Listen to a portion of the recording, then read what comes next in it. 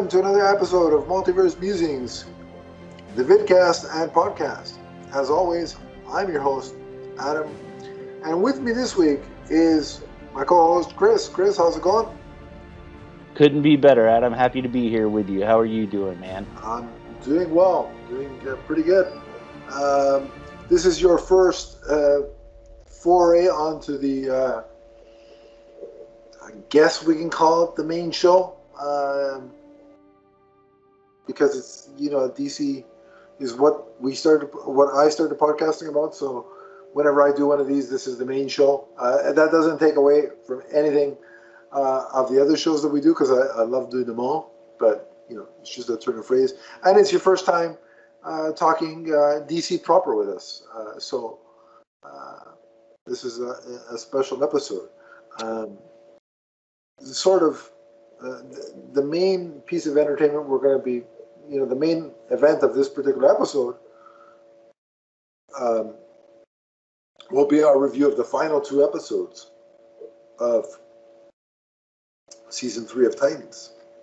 So that's what the main talking points will be.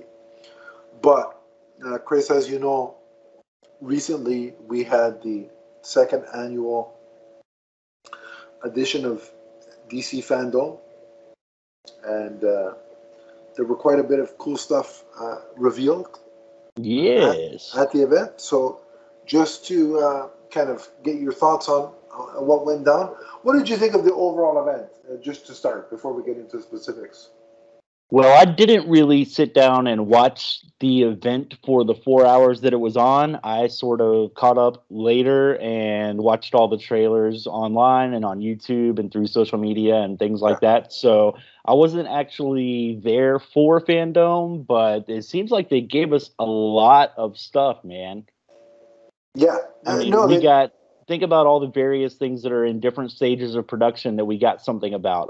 The Batman, Aquaman 2, DC Super Pets, Bat Wheels, which is the one for kids, The Flash, Black Adam. So they've been saving up for this event, and I think they delivered. Yeah, apparently it had 66 million views, and that's not counting trailer views. That's just the event as a whole, which is pretty impressive. Last year's event did 22, so I'd venture to say that it's going to be done again, given those numbers. And look, I'll start off by saying that I know there are some people that were disappointed and wanted more. And I guess I can understand that from as a hardcore fan of DC, my, let's say, top 4 in terms of DC characters are Batman, Superman, Green Lantern, and Flash, right? So, as a fan of Green Lantern, I would have, loved to hear about the HBO Max Green Lantern show that we know is coming. Sure. But, by the same token, the showrunner, Seth Grahame-Smith, recently did an interview with Collider. And they asked him, where are we with Green Lantern? Because aside from the 3 casting choices, we haven't heard much since then. And he's like, we're working on it. This series is not like your typical, superhero show. It's bigger in scope. It's grander. It's going to take some time. And so, but we are working on it, and things are going very smoothly. So, and that's understandable, given, Chris, we're dealing with, multiple time periods. We're dealing with, space, aliens. We're dealing with visual effects, unlike anything we've probably seen before. They're going to have to create sets for, Oa, which is a totally different, planet. Sounds huge. And so we've got. I know it's hard as fans, but I implore my fellow Green Lantern fans to take those quotes, as intended, from Seth Grahame-Smith, and let's just try and exercise a little bit more patience. I think the end game is that we all want a great show. And that's more important. So if it takes a little bit of time and we're left in the dark about certain things, like, look, Chris, I'm sure they could have cobbled together a 2.5-minute panel where Seth Grahame-Smith and Greg Berlanti and Mark Guggenheim come out and say, well, this is what Green Lantern means to us. And they spout some platitudes and, generic quotes. And they'd say, but we can't show you anything because it's still early in the process. And then you and I know how us fellow fans are. You know what a lot of them would have gone on Twitter and said, that's it? Right? And then they would have complained that it's not enough. So, I mean, I think we got to exercise a little bit of caution, or not caution, but patience, where the Green Lantern HBO Max thing is concerned. I know a lot of people were like, well, J.J. Abrams was there and they didn't say anything about Superman, the Superman movie he's producing. And my retort to that is the same. Sure, they could have trotted him and Ta-Nehisi Coates out in a 2.5-minute video saying the same thing. This is what Superman means to us. This is why he's relevant. But we have nothing to show you because we're still in the scripting stage. And then fans would have had the same freakout. Like, what fans have to... Now, we've had 2 fandomes. And I think the MO for fandom is very clear. During a fandom event, Warner Brothers and DC are going to heavily promote things that are on the immediate horizon, as in coming out within months, have a release date, a confirmed release date, or are currently in some stage of actual filming production. That's what they're going to promote. They're not going to give you a slate of, 45 films and TV shows down the line. Like, some of the people that are having issues seemingly want what Marvel does, where they lay out, 45 projects coming in the next 2 years, and they just give you a title card, right, and a release date. Well, that's all well and good, but I'll challenge you, and don't get me wrong, I get excited for when Marvel does those things too. But let's take Blade, for example. I was just about to bring that up. Yeah. I mean, great. We know Blade is coming. We know Blade has a director. We know Mahershala Ali is starring. We don't know when it's coming out. We have no other cast members. So aside from that initial, oh my God, they're making Blade and Mahershala Ali is gonna star, which I think we found out about in what, 2018? It's been a while. Yeah. Aside from that initial excitement, where are we with that? Now, contrast that. For HBO Max Green Lantern, we have 2 absolutely confirmed cast members. 1 cast member that is in talks, almost confirmed. We know the director of the first 2 episodes. We have a cinematographer. We have a costume designer. So basically, we know more about the Green Lantern HBO Max show than we do about Blade. We have more information. And yet, we've got DC fans. Where's the Green Lantern info? Where's the Green Lantern info? Everybody just chill out. Exactly. So, the only panel I can say that I was slightly disappointed with, right, is the Superman and Lois panel. Because it was essentially just a tour of the Kent house. But so while I was disappointed, what I will say is this: as of the FanDome event, they haven't been filming season 2 for more than a month. So again, what could they possibly show? When does season 2 premiere? Is that in like January? January or February, one of the two, yeah. Gotcha. So what could they, with that little time filming, considering the visual effects that Superman and Lois requires, what could they have showed us? Yeah, they probably don't have anything that's TV ready right now. Exactly. So again, I get people have the right, if they so choose, to be upset, but I'm just saying we got to look at the MO of FanDome. We've had 2 of them now. Set your expectations accordingly.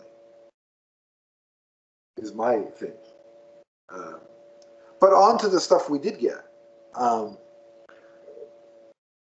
did you think of the behind the scenes stuff with Black Adam and the little clip they showed? It looks like ruthless, man. It looks like Black Adam is going to be a force to be reckoned with. I wish we had gotten just a cleaner look at him and the costume where he wasn't like so hooded, but they've been so secretive about this project, and it's still a year away. So July 29th of 2022. Yeah, we're 8 months away from it, so I'm sure we'll get more as the lead up to the movie begins. But I like what we saw. It's great that they finished filming on it, and now they're all in post production. So, I've been looking forward to this one for a long time, ever since The Rock has been talking about it, which seems like it's been 10 years or more. Well, yeah, he's been in talks, he's been associated with the role since 2009. So again, talk about patience. It takes the right, circumstances for a project to call out. You know this. You're in the acting profession. It takes a lot of time for things to come together and coalesce, and have the right mixture of ingredients before things can finally happen. So, but I did like. You're right. He was ruthless. He electrocuted and snapped that guy's neck at the same time, and the way he just took bullets and caught a bullet, it's like, wow. But even the behind the scenes, the little quick shots of the costumes for the different JSA members. Yeah, I love the look and the texture of the costumes. I can't wait to see the full-on Hawkman outfit. I loved hearing from Pierce Brosnan. Yes. This is a guy who's been in Hollywood for a long time, and he said even on the James Bond movies, he's never worked on something that's the size and the scope of this movie, which coming from him, he's basically Hollywood royalty. That's saying a lot. Yeah, agreed. I cannot wait for Black Adam. I think talk about perfect casting. Yeah. I think The Rock is just bang on. And again, Pierce Brosnan as Dr. Fate. Wow. So I'm so excited for that one. It's coming out the day after my birthday. Oh, great. In that year, so it's like a birthday present. At least I'm thinking of it that way. The Rock got me a birthday present.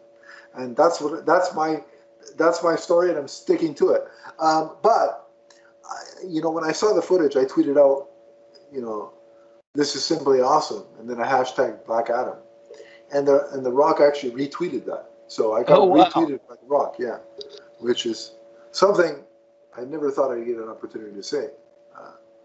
It's far better than getting rock bottom or people's elbowed by the Rock. I'll say that. I would agree. So I was pretty stoked by that, which I thought was pretty cool.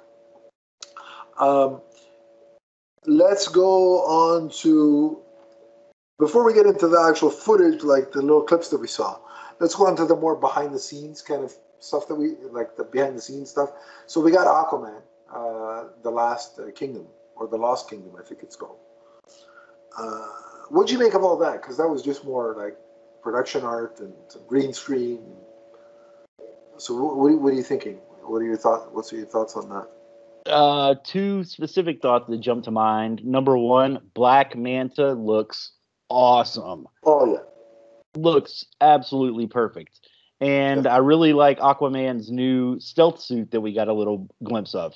yeah, I yeah, mean, the original suit, hopefully he'll have the orange and green for part of the movie, and then yeah. I he'll think he'd have be to wearing both. Yeah, yep, he'll probably have to switch to the stealth suit, which, you know, A is, you know, breaks things up a little bit in the movie. B helps them sell more toys. yeah, of course. But I'm looking forward to it. My son Luke, he just turned 7, and Mm. he loves the first Aquaman movie. So I really can't wait to take him to this one. I think he's gonna have a great time with it. And Yeah, it looks like Arthur and Orm may be having to work together to take out some larger threat. right. Which they kind of set the stage for at the end of the first one, right? So you kind of knew that was coming. Uh, and for me, the first Aquaman was or is currently my favorite, you know, DCEU, if you will, film. So I'm so stoked for the second one. Uh, and this little glimpse at production only further to amplify that excitement. And again, like you, boy, does Black Manta look fantastic. I mean, did you ever think that that could work? Like when you look at that costume on the comic book page, did you seriously think it could work on screen? No, and James Wan figured out a way to do it and to make it badass. Indeed, 100% agreed. So I can't wait for Aquaman 2. Um, that's going to be quite good, I would imagine, and that's still a little bit out. So we'll have to wait. That's still filming, so it'll be a while still. We get till we get legitimate trailers and stuff of that nature. Also, currently in post production is Shazam: Fury of the Gods. And what I can say about this one is the scope seems bigger, a lot bigger. Well, they probably have a bigger budget too. Sure, yeah, sure. I'm assuming. I don't think they'll go overboard with the budget. Like, you know, Walter Hamada's thing has been keeping the budget's relatively, you know, in check. So, but I'm sure they got some sort of an increase. But yeah, they're going in different locations. They're dealing with more gods. So that's obviously going to elevate the thing. I love the first Shazam. I make no bones about that. Loving Me that too. movie. Um, and so I am super stoked for Fury of the Gods. I mean, what is it? They got Judy Dench, correct? And Lucy Liu. I mean, those are two great additions. Um, so yeah, I mean, bring it on. I can't wait to see what they have in store for that property. So yeah, I mean, it was a very brief glimpse at that film, so you can't really say much. Um, One other thing, did you happen to see before we go continue with the live action? Did you happen to see the panel for the animated series Batman: The Cape Crusader? I did not, no sir. Okay, so they had Bruce Timm, Matt Reeves, and J.J. Abrams basically describing the series as what if we were doing Batman the Animated Series with today's technology and no network restrictions? What would that look like? And what would that be like? That's basically the pitch for the series. Um, they also talked about how it would have that. Remember that short they did for Batman's, I think it was 75th anniversary, where they did that animated black and white, where it looked like the Batman of the late 30s, early 40s with the long ears. Remember that one? Yeah. sure you probably saw that. They likened the anime, they said this is what it's kind of going to look like, except it won't be in black and white, it'll be in color. And we kind of got that from the poster image that they released a while back. So knowing this information, what are your kind of thoughts on that, given that what I've just told you? Well, I think I've heard that this is sort of taking Batman back to like year one, isn't it? We're going to see early days, yeah. We're going to see him like tinkering with different Batmobiles before he comes up with like the actual one that he's going to use long term. Yeah. I mean, just hearing what I've heard about it and hearing the creative team that's involved, I mean, how could you not be excited for that? You've got three geniuses, basically, working on this thing. So I'm just like, give this to me now. Like I need it.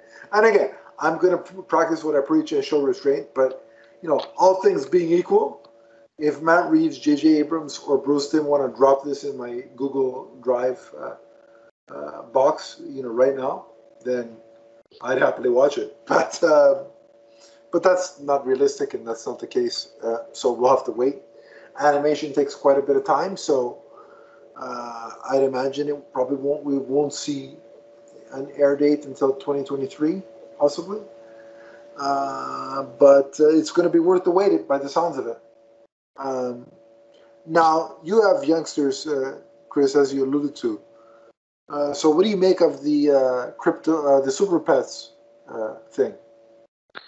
I think my kids are going to love it. And they have a great voice cast for the parents. I mean, It's led by The Rock and Kevin Hart. Should be funny. I'm sure, like Teen Titans Go to the Movies, there will be little Easter eggs in there for the adults who have been reading comics and watching the movies and the cartoons for a really long time. So that's one that I'm looking forward to from a family point of view, because my kids and I are definitely going to be watching that. Yeah, I think my niece is good, just judging by the trailer. I think this is something my niece would really get a kick out of.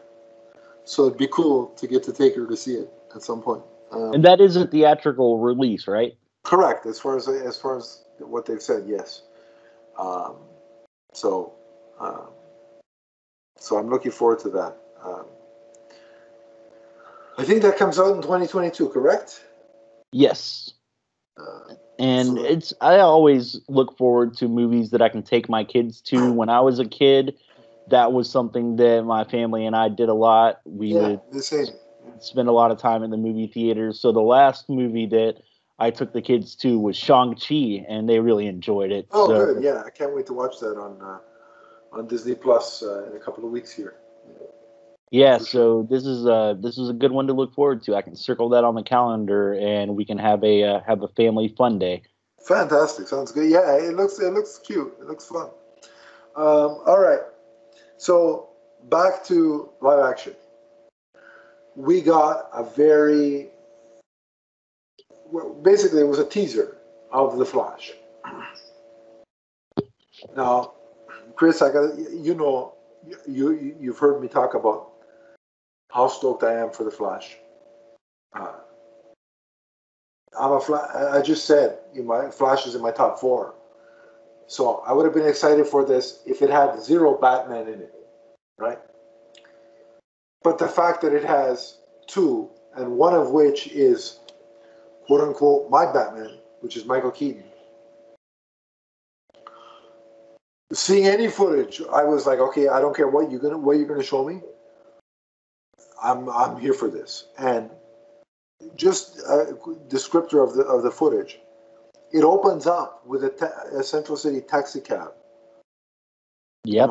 Arriving in a foggy, it's like cutting through fog, and then the camera pans around, and we're at the gates of Wayne Manor, and it's 1989 Wayne Manor, and the beautiful thing about this teaser is that it starts with a few bars of Danny Elfman's '89 score, and before I even saw anything else, like as soon as I heard that music, I'm like, oh, like instantly, I started regressing in age, quickly moving down to a 6-year-old again, and then we've got two flashes, two Barrys getting out of the cab. Like the door is open to Wayne Manor. It's all covered up with tarps and things of that nature. And we've got a voiceover from Michael Keaton's Bruce Wayne. And he's basically talking to the Flash about, you have the ability to go to any time period, to any universe. Why are you fighting to save this one? And what you see is, you see the Flash appear at his home, right? One's in costume, in his new costume, which we'll talk about in a second, and one says Barry Allen, and he's approaching his presumably his mother, right? And he puts his hand he on like her sneaks up from behind. Yeah, he puts his hand on her shoulder, and then it cuts to, we see the alternate Flash. What basically the difference between the two Flashes is, one is Ezra Miller with short hair. One is Ezra Miller with hair that resembles his BVS cameo. And he's wearing a reverse color scheme. So instead of a red jacket and a yellow t-shirt, he's wearing a yellow jacket and a red t-shirt. He's basically pulling a Smallville Clark Kent with the color scheme of his costume in his clothing, if that makes sense. So we see the long-haired Barry Allen seemingly tending to an unconscious Sasha Kaye in a quick Supergirl in a quick clip. And then the next thing you see is, we see a shot of him like turning on the lights in presumably the Batcave, like he's pushing down on a lever. And if you watch, it's been shared on social media. Somebody's juxtaposed the two shots of Michael Keaton pushing down on that lever in '89 to turn the lights on, and Barry Allen doing it in this film. Nice. And they mirror each other, and I'm like, oh my god, that's amazing. Then we get a really clear shot of Barry in his new suit, presumably in the Batcave. And he's got the waterfall behind him. So what do you think, before we continue on with the trailer? What do you think of all this leading up to what I just said, and also the reveal of the new suit? Give us your take on all that. Well, I'll say, first of all, this is the movie that I am looking most forward to out of any type of fandom, DC, Marvel, whatever. Right. This is the one that I can't wait for. All right. I love everything in this trailer leading up to the point where you just stopped. I love the two Barry storyline that it appears they're going with, whether they're Barrys from a different timeline or from a different universe. I'm not really sure. And I love the new suit. It's much more form fitting. It's not the like the different plates version that we got from like BVS and Justice League. It's a lot more sleek. Man, it looks good. Yeah, and the way, like the energy, I guess the Speed Force energy, like courses through it, looks pretty awesome. That part somewhat reminds me of the Green Lantern suit from the Ryan Reynolds movie, where it had like the little bits of green, like which glowing in it. But that's not a bad thing. For the most part, I had no problems with the suit. Like, just a quick side note: the suit and Ryan Reynolds were not the problem with that film. No, just throw that out there. But yeah, no, I get what you're saying. But just the way the Speed Force energy courses through it. It reminds me of what I see on the comic page when he runs and stuff like that. It's really cool. I like the new suit. It's very clean. It's very crisp. It's very sleek.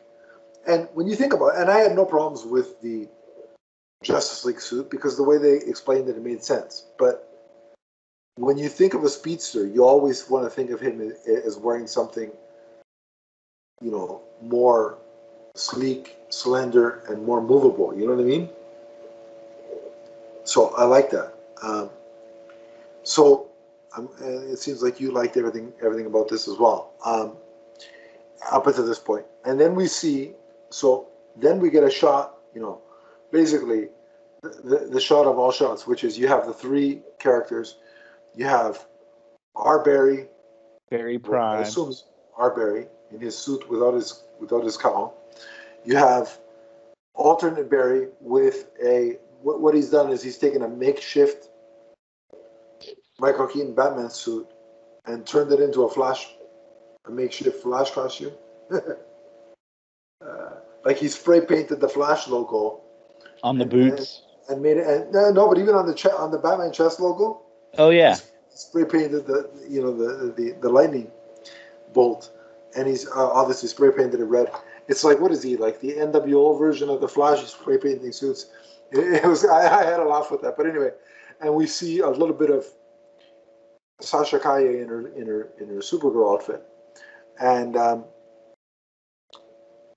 going to call him Art Barry, which is the main modern day Barry, says, "Are you in?"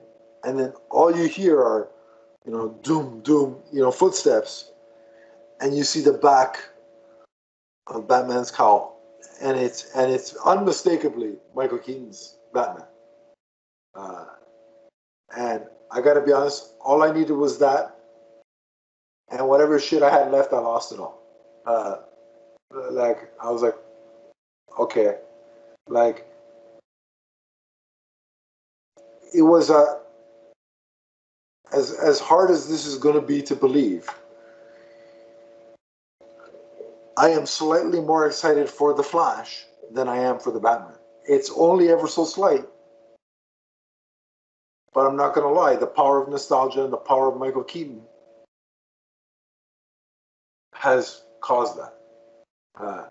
And then we get one more post-credit shot because they flashed to a title card that said "in production," and then it came back with a shot of alternate Barry uncovering what is obviously the 1989 Batmobile, and just as he pulls off the tarp, it fades to black, and all you hear is him about to say, "Holy shit!" To which was my exact sums reaction. up my yes. That's basically my reaction to the whole trailer. Yeah. I cannot wait for this. Like I don't know what I wanted from this teaser, but I got what I wanted. It was enough for now. So I'm stoked for that. I cannot wait till November. As of now, November 5th, 2022. But the last thing we got to talk about before we move on to Titans, of course, is the trailer, or the second trailer, the full trailer, whatever you want to call it. I think it's called the main trailer. Yep, main trailer is how it's listed on YouTube. For the Batman. So, Chris, go for it. Go nuts. You don't have to go in order. Whatever you want to talk about, go. Just, what do you got? Man, the more I see, the more I like the costume and the more I like Robert Pattinson. This movie seems like it's going to be so dark and so creepy. Of other people have said, I'm not the first to say that it gives you vibes from like the movie Seven, but that's kind of what I'm getting from it. It looks like it's going to be dark, gritty, disturbing, and Batman doesn't give any Fs. He's out for blood. The Penguin looks great. I loved how they teased us with showing Paul Dano from the back, but not from the front. And then in the scene when Batman is like interrogating him through the glass, you see the door raise up, and just as it gets to the bottom of his chin, it stops, so you never actually see him in full faced. geez, Andy Serkis looks good and sounds great as Alfred. Yeah. It looks like Batman can take heavy gunfire at up close range and still be okay. Man, Selena, I like the look of her even when she's donning that little red wig in like the 1 second scene of her like walking down the hallway. The scene in there's the one scene where Batman is approaching two guys firing machine guns at him, and it reminds that like tunneled area. Yeah. Yeah, it reminds me of the Darth Vader scene at the end of Rogue One, where yes. The same, by the way, the same director of photography. Oh, really? Yeah. Interesting. I did not know that. I like the scene where the Penguin is driving and there's a fire behind him and he's yelling, I got you, and then you see the Batmobile fly through the fire, crash into the back of Penguin's car and flip him over. And that end shot where Batman is just walking towards him and you get that upside down view of it. Yeah. Like you get it from the Penguin's point of view. Oh, what a shot. What a beautiful shot. So just some of my thoughts echo most of what you're saying. Like that suit has grown on me a lot. Like seeing it in motion. It looks now great. I'm 100% on board with it. Like I liked it before, but it took a little bit of like, how's that going to look in motion? You know what I mean? And it's like, maybe I'm the only one, or maybe I'm not. Probably I'm not. But that cowl is essentially a way to say, we're going to modernize and give a nod to Batman 66 with this cowl. Because it has that vibe. I mean, the ears are longer, right? The material's a bit different, but am I the only one who gets that vibe, or are you sensing that too? I haven't gotten Batman 66 vibes out of it, but maybe you're just seeing it differently than I do. Man, I love some Batman. I know that to say Batman 66 in this trailer in the same breath sounds really, really, like I'm batshit crazy. But just look at that cowl, examine that cowl, and you might see what I'm talking about. But okay. But yeah, in motion it looks phenomenal. I really like again the mystery surrounding the Riddler, Paul Dano's Riddler. The whole thing of how they're refusing to really give you a glimpse of him at first reminds me of the graphic novel Batman Earth 1, I believe it's volume 2 when the Riddler was in it. The Jeff Johns and Gary Frank graphic novels. They're such a great team. They really are. A lot of this Batman gives me Earth 1 vibes as well. And by the way, Alfred, like Andy Serkis's Alfred, looks like the Alfred from Earth 1. So that's awesome. Even just like the bat signal though, and like I didn't think we were gonna get a bat signal in this first film. And they say there's that line in the trailer where they say it's not a signal, it's not just a signal, it's a warning. Yeah. It really gives you the mindset of this Batman. Like he's got like when he says I'm vengeance, that's at this point in his career, that's his focus. Like he even says to Alfred, I don't care what happens to me. Yep. Right? I thought, as you alluded to, Zoe Kravitz as Selena Kyle, she just exudes Catwoman. Like in her attitude, her movements,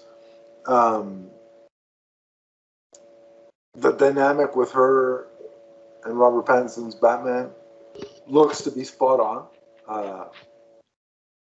The rooftop scenes with them, look like panels right out of a comic. Um, Jeffrey and Wright looks great as Gordon. yeah. He's got a classic Gordon vibe to him. Um, the look of Gotham, I love it. Like it's a mix. It seems like the perfect hybrid of it's got Gothic elements and it's got some realistic elements. It's like a mix of Burton and Nolan. I think. I don't know if you get that vibe as well, but am I the only one there that sees that, or?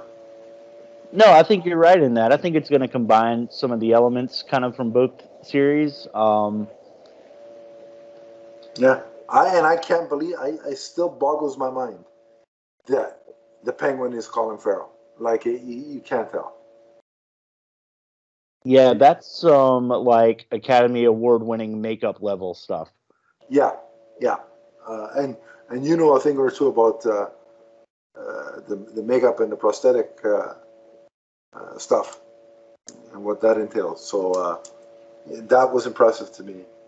Yeah, just in case there are any listeners here who haven't, caught our Ninja Turtles series that I am usually podcasting on. I did a lot of work on The Walking Dead as a zombie, so I've been through the heavy prosthetics. And when I watch a trailer like this with Colin Farrell, I'm definitely thinking about that, like about the amount of time that he had to sit in the makeup chair every day that he was on scene for them to apply that makeup to him. I mean, this has to be at least 3 to 4 hours of prosthetics just before you even get on set to begin filming. Yeah, it's an impressive piece of business, I'll tell you. And like you were saying, the fight choreography, like he looks brutal. It's like I saw a little bit of Batfleck in there. Not gonna lie, in his brutality. Yeah, I mean, the Batman action scenes in Batman versus Superman are my favorite. Specifically, the Martha rescue. Yeah. That's my favorite Batman action scene By the caught way, you on just said film. Martha, so Donnie is probably screaming at the screen. Why did you say that? Sorry about that, Donnie. Donnie, go ahead, go nuts. This is your moment. But yeah, no, it is very reminiscent of Affleck's Batman's brutality, which I like, as I'm in agreement with you. That warehouse scene, in terms of a Batman fight sequence, is so far the best we've seen on film. Yep. And again, I'm so glad that the Batmobile is no longer a tank. I know a lot of people have a problem or an issue with the new Batmobile, but I really don't. I like the look of it. It's not as comic booky as the one from '89 Batman and in the new Flash movie, but it looks like utilitarian and like it's sleek, but it's not gonna like drive through a brick wall like Yeah, the Tumbler. yeah. I think why I'm okay with it is because it's sleek enough, and if you look at the back portion, like the finned portions, that has kind of bat aesthetics to it, right? Yep, I would And, agree. and again, I'm assuming that the worst kept secret in Hollywood is that this is going to be a trilogy. Um, I'm assuming over the course of the trilogy, the suit and the car will evolve. So I'm not concerned. But yeah, this trailer just like blew me away. And I had always said, from the start of things that March would be my return to theaters. And this trailer pretty much confirmed that that's going to be the case. Um, so, so yeah, I can't wait. It was great, and like I said, my excitement levels for the Flash are slightly above the Batman, but it's not much. I think every movie that DC showcased looks like a winner. from what we saw. And I say, bring it all. I'm ready for it all. Bring it all on. Yeah, everything that I saw made me more interested in the projects than I already was. So I think they did a good job. That's the whole point of fandom. So they did their job. Yeah, good. Awesome. All right. Anything else you want to add before we get on to Titans? No, sir. I don't believe so. All right. So here we go. Let's get right into it.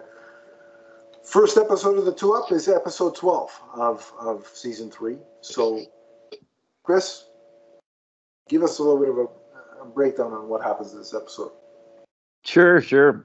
We open up with Rachel and Gar finding Dick seemingly dead and alone in the street as the consequences of what happened at the end of the previous episode after his fight with Red Hood when he was shot in the neck by a citizen. Things get weird right off the rip when Gar is surrounded by bats and he turns into a bat, and he and the other bats that are surrounding him pick Dick up off the ground and carry him to a nearby conveniently located Lazarus pit. We cut to the Bat Cave, which of course has been taken over by Crane, and Crane announces that he basically plans to kill everyone in Gotham, and Jason says that he can't help, he can't be a part of this, and he leaves. Barbara is incarcerated after shooting a police officer during the last episode, and Crane has an audio connection to her room, and he tells Barbara that Dick is dead. Yeah. Which he is currently. So we flash back to the sort of dead in comic book terms. Right. Well, we've seen other people die on this show and come back, so we already know what's going to happen. Dick in the Lazarus pit has a vision that he's talking to Crane, and Crane is trying to tell Dick that he is responsible for Jason's death. We switch to Blackfire, who is found by Crypto, and Crypto leads her to Connor, who is unconscious after being doused with the kryptonite powder in the previous episode. Returning to Dick's vision, he tells Crane that Jason can still be saved, and Dick arises from the Lazarus pit, telling Rachel and Gar that he knows how Crane can be stopped. Donna is helping the Drakes get ready to evacuate from the city. Tim tells Donna that he wants to stay and fight, but Donna tells him that he needs to go with his family and take care of them. Yeah. Superboy tries to talk Blackfire into staying on Earth with him, but she tells him that she needs to return to Tamaran. Shortly after Dick finds Jason and asks for his help stopping Crane, he tells Jason that he'll never be a Titan again, but that he can do the right thing now if he wants to. Yeah. Superboy seemingly sabotages Blackfire's ship. He was helping to repair the fuel core on the ship to try to get Blackfire back to her home planet, but the ship blows up, seemingly being sabotaged by Superboy. And the episode ends with Barbara escaping from her cell and attempting to revive Oracle. Yeah. So overall, I really like this episode. Look, the thing with the bats, sort of in a hive kind of situation, levitating Dick Grayson, Nightwing off the ground, is a bit out there. It's a bit far-fetched, but I mean, the very next scene involves something called the Lazarus Pit. So we're already suspending elements of disbelief. Well, and Rachel's walking around with a demon inside her forehead. So, if I can accept that, I can accept the bad thing. So I don't know why that scene was such a controversy for some people. It's like, really? To me, it was more about the symbolism of it all. Right.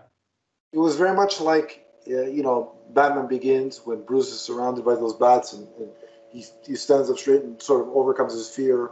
Or in BVS, when Bruce is recounting his origin and He falls in the cave, and the bats lift him up. It was kind of that, but they took it in a literal sense. So, but from a metaphorical standpoint, I had zero problem with it. And I like how through his vision, Dick determines how he's going to come out the other side of the Lazarus pit. So like it's almost like the way they're playing it off in this Titans universe is that because usually in the comics and the cartoons, when you come out of the Lazarus pit, you come out a bit screwy, right? Yep. You messed up. But in this, it seems like the decision you make while you're under determine like what you choose will determine how you come out of there. Like the path you choose determines how you are coming out of it, and I kind of dig that. And Dick is like, no, I don't want this. I don't want I don't want to kill Jason, and he rises up and is the hero that we know him to be. I love the version of Barbara Gordon we're getting here. The actress is phenomenal. She's really good. I agree. And I love that they got a person with a disability to play this role. It's a great representation. And that scene where she gets herself out of prison was badass. Like this character is a badass, and I know spoilers for the next episode. Next season we're not going to be in Gotham anymore. But I hope this doesn't spoil the end of this version of Barbara Gordon. I hope we see more of her. That was something that I was thinking too and we'll get there at the end of the next episode. Yeah. But I was left thinking, man, I hope this isn't the last time we see her because I really like that character. Yeah. I've grown to like. I got to be honest with you. I've grown to like Blackfire, that character. I wasn't kind of sure how that was going to go, but I dug her character, and I dug her relationship, quote unquote, with Superboy. I'm not going to start shipping them on Twitter by any means, but I enjoyed what we got there. A lot of people had problems with Crane in this episode and this series, but I thought he was a different kind of crazy. But it's still Scarecrow, even though we don't have the physical look of it. But it's different enough from what Nolan and company did, and you kind of have to make it a bit different. So I don't mind him. What's your take on him? I really liked Crane. I liked the actor portraying him. I thought he did a good job, and I thought Crane would, as the season's big bad, I thought he did a good job of, pulling strings and setting things up, setting the table for disaster in Gotham City. So I didn't have any problem with him. I liked him. And yeah, me too. And also, is it not amazing to have Donna Troy back? And not only is it amazing to have her back, but to see her assume like a leadership role, like especially in the way she communicates with Tim. I really like seeing that.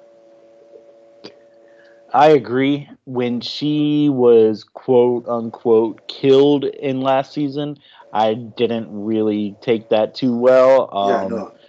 For two reasons. Number one, I wanted to see more of the character, and number two, I just didn't like the way that she was killed. I didn't see that as being plausible. But I agree. I like her being back in this role and her taking that leadership role with Tim and trying to get him to do the right thing and looking out for his best interests. It's a really good way to bring her back into the series, I think. Absolutely. And I gotta say, the actor playing Tim again, Jay Lacurgo, he's really embodying those early days of Tim Drake, where he's like so sure and he's like, I'm going to be the next Robin, and I've got to stay and protect Gotham. Like, he's got this character just from what we've seen so far nailed down to a T, and I think it's been a great addition in the brief spurts that we've got of him so far. I agree. He's done a great job. I know there was some a small fan uproar around his ethnicity, but that doesn't mean anything to me at all. The actor is doing a good job of playing the character, and I think he's going to do great. Agreed. Hopefully, we see more of him. I'm sure. I have no doubt that we will. Is there anything else you want to say regarding this episode, or do you want to rate it? We could go ahead and rate it. All right. So remember this. For this, we do. I think I can't remember for TV. Do we do? I think we do TV shows. We do a letter grade because we do number grade for comics. Give your letter grade then. I'll give it probably, I guess, an A. I really enjoyed it.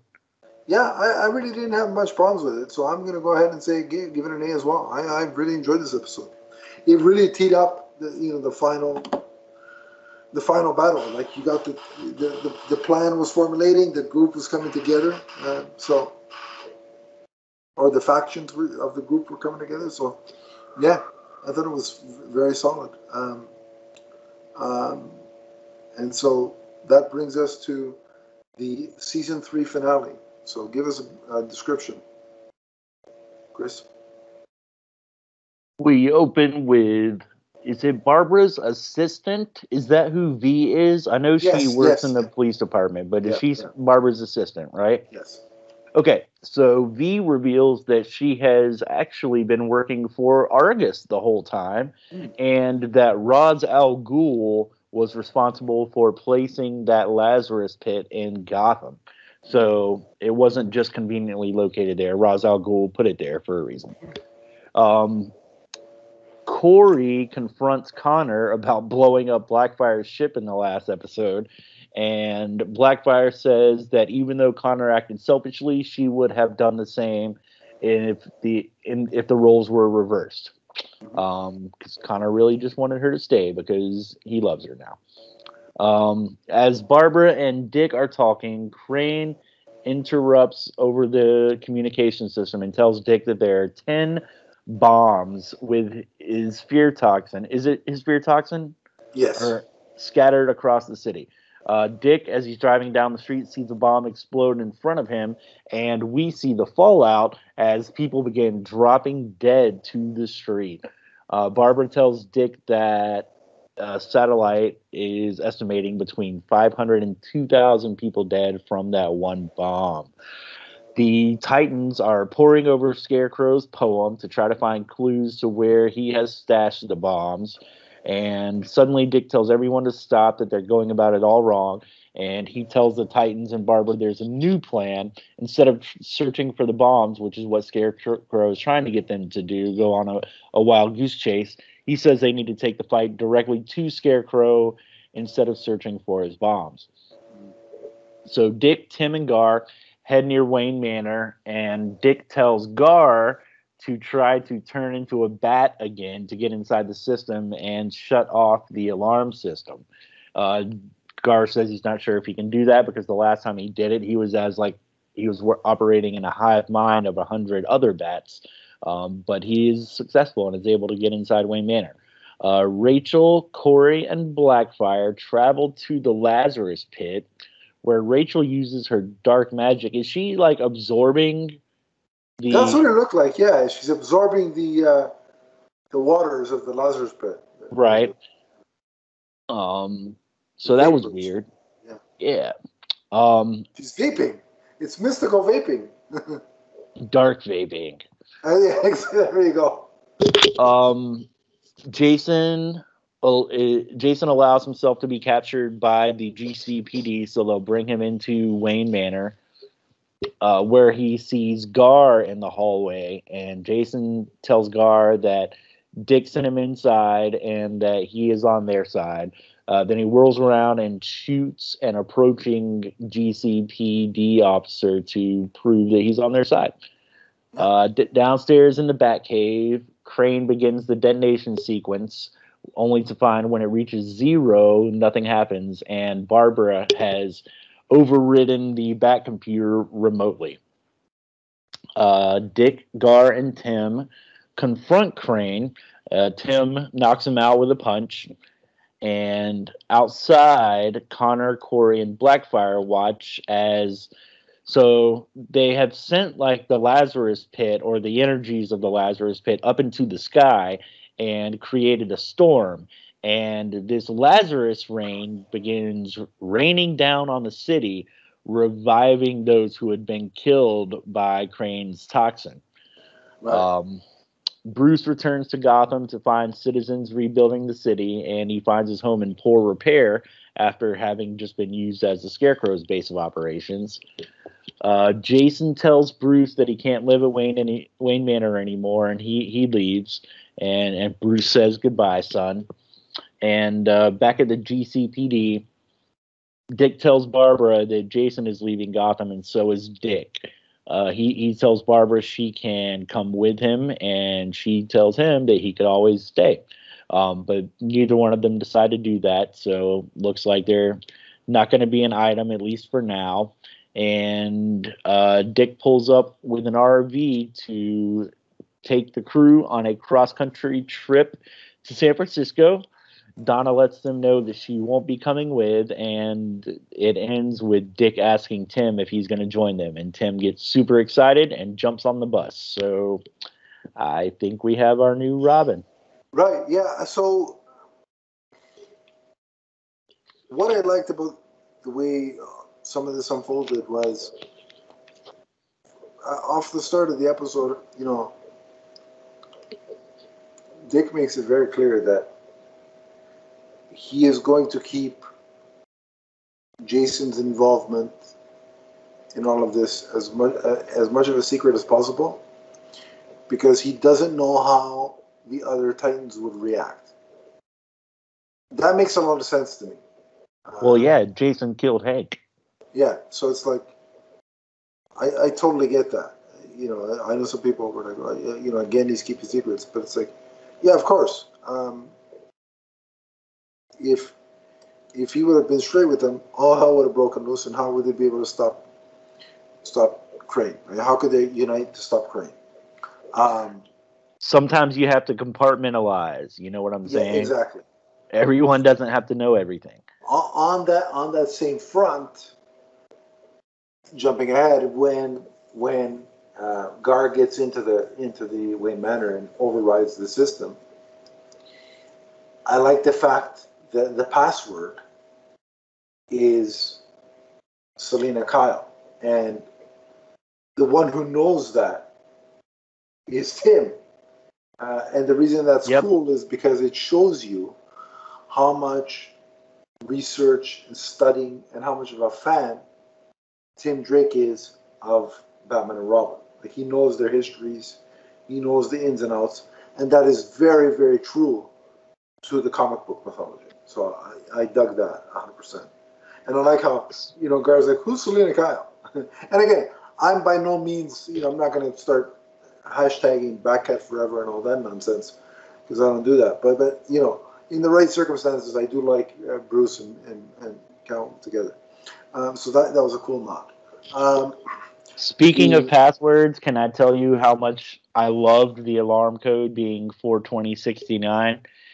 And I guessed it when Tim said, "What's the alarm code?" And Dick says, "It's 5 numbers, and it was last set by Jason." In my mind, I went 42069, and that's exactly what it ended up being.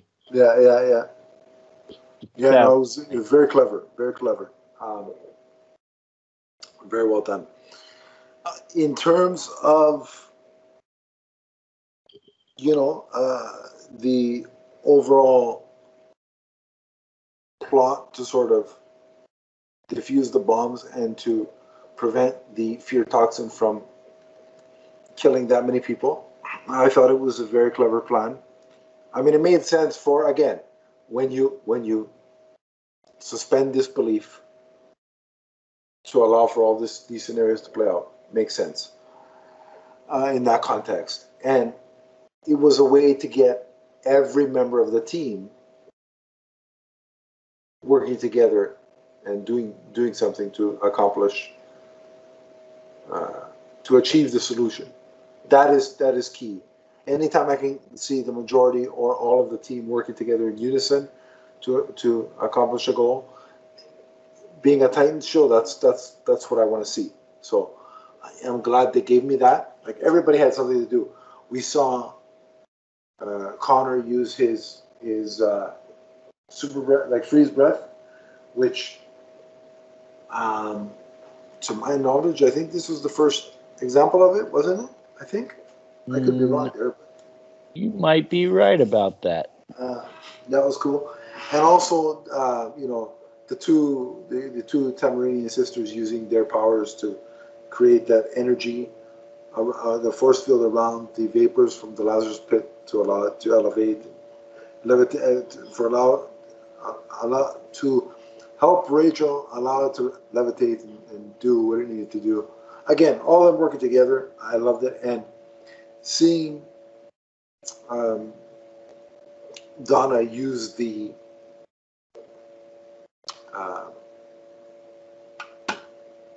lasso to, channel, the lightning, and that was a clever,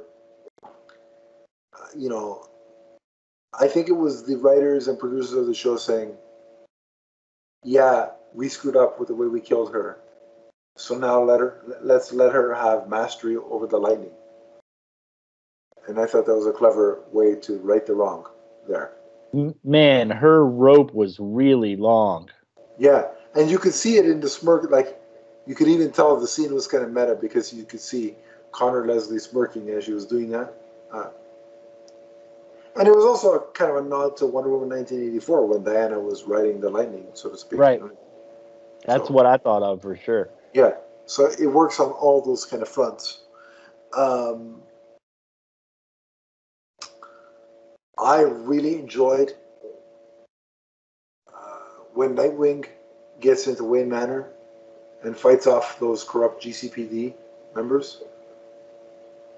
I mean, that was quintessential Nightwing. Yeah, he took them out with his Eskrima sticks. He was looking good. And when he combines the two sticks into one bow staff, yeah, that's again right out of the comics.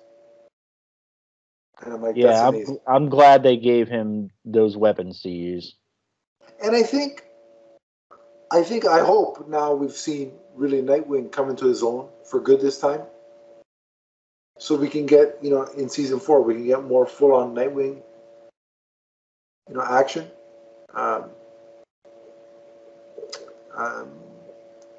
Also, it seems like he's made his peace with his relationship with Bruce. Yeah. So I don't see that being such an overarching theme from here on out, which I'm happy about. Yeah, me too. And I also like that in their own way, both Dick and Bruce have forgiven Jason, but it literally is just Dick and Bruce that have forgiven him. Like, the rest of the Titans are oblivious to the fact. Because a lot of people I saw some people online saying, well, they forgave him too quickly. And I'm like, well, but it's from Bruce and Dick's point of view. I was okay with it because they know the effect that the Scarecrow could have on you. And his... Well, they know that, and also he's family as well, know? Yeah. And he did help in the end. Yeah, he did the right thing in the end. And so, like, if the entire Titans team would have forgave him, maybe I would have said that's a little too quick. But because it was only Bruce and Dick, I was okay with it.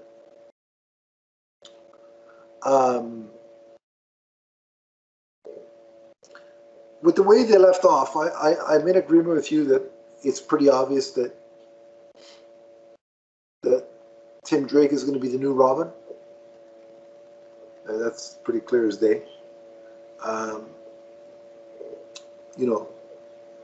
Jason has gone off on his own, and Donna's going to take a quick trip to see Dawn before coming back to fight whatever she's going to fight. So I have a couple of thoughts. To me, it's pretty straightforward and common sense that we are going to get a Jason Todd Red Hood spinoff. Because Kieran Walters, the actor, has been pretty much teasing it heavily. So I think that's going to happen. It's just a matter of time. Now, my question to you, with all the nods to Argus, and, you know, Donna was kind of soft recruited by Barbara's assistant, the Argus member.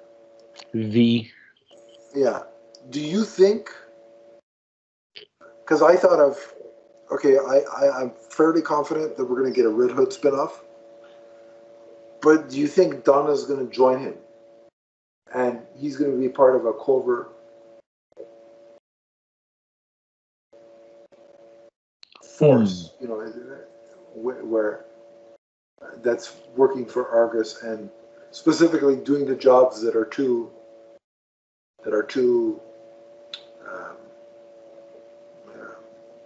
what's the word I'm looking for? That are too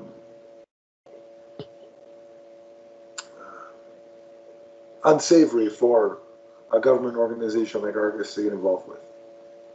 So, like, I could see a Red Hood and the Outlaw situation being a show where they work for Argus, and the team members are Jason Todd, Red Hood, Connor Leslie as Wonder Girl, and since they mentioned Roy Harper, they sure did. Maybe Roy Harper joins that squad, and that's the three. And the spinoff is Red Hood and the Outlaws. Is that something you could see happening? I could. When they mentioned Roy Harper, did it sound like he was the leader of Argus? Yeah. Yeah. Okay. Or very high up in the ranks, at the very least. Yeah, that would be super cool to see. I didn't think about that. I thought about a Wonder Girl Argus team up, but I didn't think about Jason being with them. Yeah. But yeah, that could be something cool. Because I definitely don't want to lose Connor Leslie. No, she's great. And again, we know the popularity of the Red Hood character this season. He's not going nowhere. The actor's kind of confirmed it himself. So, but again, he's been teasing that spinoff on social media, and with the mention of, you know, Roy Harper, the name drop, and then, you know, B or whatever her name is, propositioning Donna. It just, to me, it all came together in my head. It's like, that's going to be their version of Red Hood and the Outlaws, but it's going to be, you know, funded by Argus, so to speak.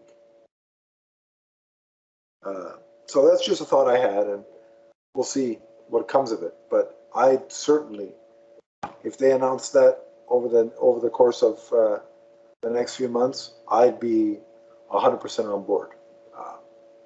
Is there anything else you want to mention about the finale, or do you want to go ahead and rate it? No, I liked where we left things off with all the characters. I like that there's no like overall impending doom seemingly hanging over everyone. For once. Yeah, they get to ride off into the sunset in their RV. So who's the team that we currently have now? We have Dick, Gar, Raven, Starfire, and Tim, right? Yeah. That's the current roster. Yeah, man. Yeah, I like the way they left things off. I'm already looking forward to season 4. I like this show a lot. I think this was my favorite season. Absolutely, mine too. Yeah, we've had, and it was the best season finale of the bunch too. Definitely.